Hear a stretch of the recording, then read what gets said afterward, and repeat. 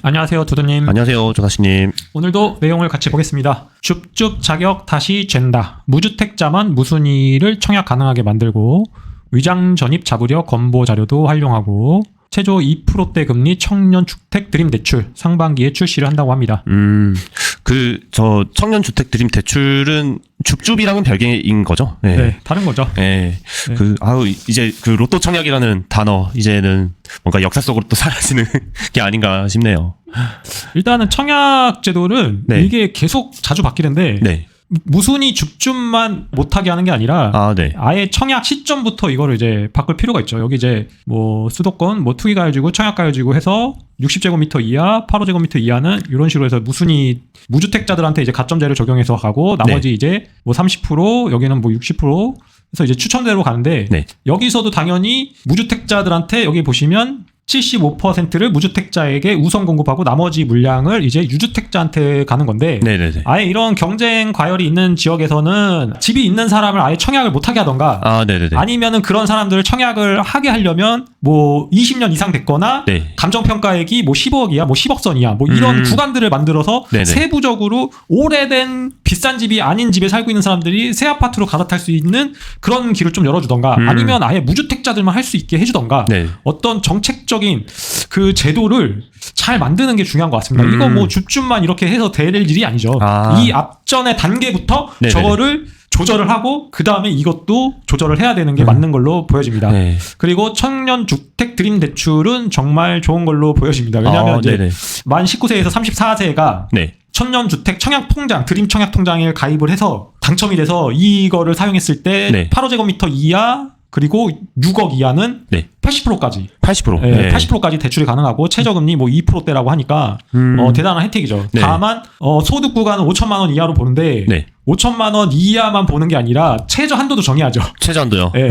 뭐 기간이 길어서 40년이니까 뭐 저게 문제될 일은 없겠지만 네. 저 청년들이 이제 갚을 수 있는 한도 능력을 어느 정도 이제 깔고 가야 되니까 네네네. 또 이게 무리하게 또 이렇게 하면 안 되잖아요. 그렇죠. 네. 결국 그래서 관리가 되어야 되는데. 그렇죠. 네. 그런 것들을 이제 만들어줘야 될 것 같다. 왜냐하면 전세 사기도 어떻게 보면은 무리한 건 아니지만 네. 청년들이 전세 사기를 당할지 안 당할지 모르는 물건에 그냥 들어가서 네. 대출을 그냥 받아가지고 해버리니까 이런 문제가 생긴 거잖아요. 그렇죠, 그렇죠. 네, 뭐 이거는 전세 사기하고는 상관이 없겠지만 그래도 무리한 그 금액 정도는 잡아줘야 될 것 같다. 네. 라고 보여집니다. 그리고 비대면 주담대 다시 열린다. 등기체계 당분간 병행 검토. 법원은 미래 등기 도입 부작용 최소화 방안이라고 합니다.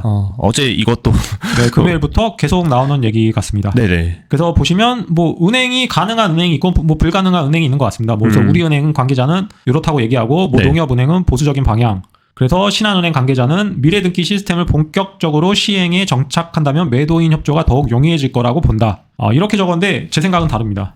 네, 그냥 이제 주택 매매에 있어서 네. 매수자 위냐, 네. 매도자 매도자? 우위냐. 네. 그래서 매수자 위에서 매수자가 비대면을 선호하면 네. 당연히 매도자도 따라와야 되는 거고. 그렇죠. 네, 매수자가 나는 대면으로 하고 싶어. 매수자 우위 시장이야. 그러면 당연히 매도자도 대면으로 가야 되는 그렇죠. 거고. 예. 이 어느 한쪽으로 우위에 있냐에 따라서 그 사람이 원하는 방향으로 가는 게 시장 논리인 것 같습니다. 네네. 그렇게 보여질 것 같습니다. 뭐 이렇든 말든. 네. 그리고 뭐 전체 거래 계약이 5%밖에 안 되니까 별 관심이 없어 보입니다. 실제로. 네.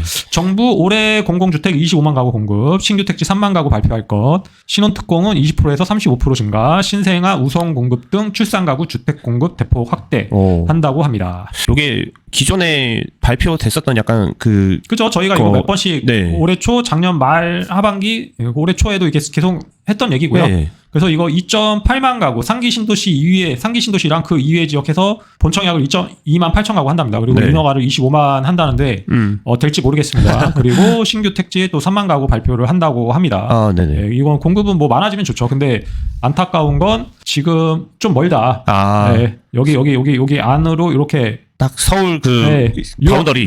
요 안에 이제 접근성 이게 GTX 라인이라든지 네. 교통망이 갖춰진 쪽으로 뭐 고양창릉은 그렇고 뭐 그런 지역들로 해서 추가적으로 발표를 하겠죠. 네네네. 그렇게 해서 이제 빠른 공급이 추가가 됐으면은 좋을 걸로 보여지고요. 네. 그리고 신생아 우선 공급에서 이거 저희가 저번에도 늘 얘기했었는데 네. 혼인신고 전에 당첨 이력이 있어도 신생아 출산 가구는 특별 공급을 한 번 더 쓸 수 있는 게 생겼으니까 그거는 이제 참고하시고요. 그리고 네 번째 지방 중공업 미분양 LH가 매입. 경기 악화된 LH 매입인데 추진. 수도권은 리모델링 속도전 유한 상반기 지역 SOC 예산 12조 집행을 한다고 합니다. 이게 전에도 말씀해주셨던 건설사 살리기의 일환? 그렇죠. 첫 번째 목표는 네. 지방 건설사 살리기인 거죠. 뭐 이거를 뭐 이제 그때 1세대 1주택 특례로 해가지고 네. 그거를 뭐 이제 매수자한테 혜택을 준다라고 볼 수도 있지만 네네. 실제는 지금 지방 건설사들이 안 좋기 때문에 그거를 살리기 위함도 있는 거죠. 네, 그래서 전체 예산은 약 30조 원인 걸로 알고 있는데 일단 네네. SOC로 12조 원 우선 배정을 한다고 합니다. 그래서